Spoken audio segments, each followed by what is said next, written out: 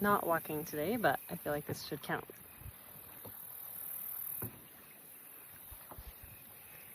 I've been off grid, and this morning my phone pinged, which it's hard to get a ping where we're at, but it was a group text message. How do you feel about group text messages, by the way?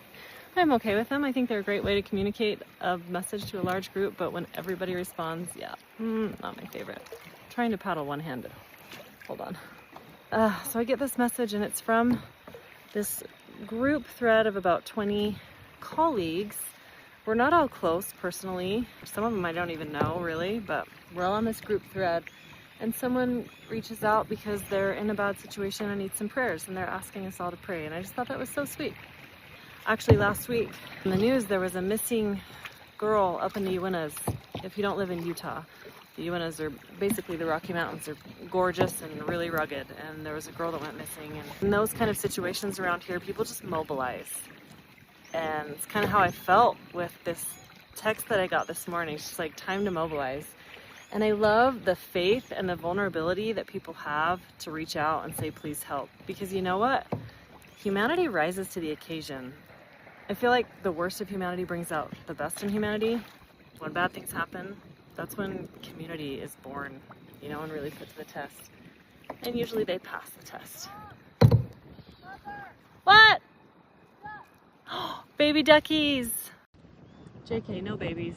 I thought she said babies. Just a little Fred. Hi, Fred. Not really a baby, sorry, that's on me. Also, things are about to get fun. So I'll be right back. Just realizing the kids left me the short oars. It's fine. A few years ago, we lost track of our daughters. I was calling them for dinner, and it was summertime, so you know, they hang around outside, and we live in kind of a rural community. So I was trying to call them in for dinner, and they were nowhere to be found. And I am not a worrier. You know, I just look in all the places, but they are truly nowhere to be found.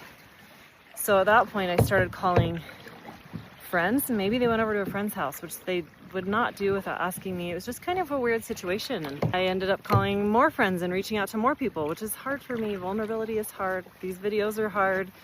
Finally, we found them just hanging out with my next door neighbor in his garage. I didn't even know he was home, and an hour or so later, one of the neighbors that I had reached out to called me, and panicking, had been out searching for him the whole time, and I never thought to call him back and tell him that we had found him. I didn't even know he was out looking. And I just love people and how they will come to the rescue when someone is in need.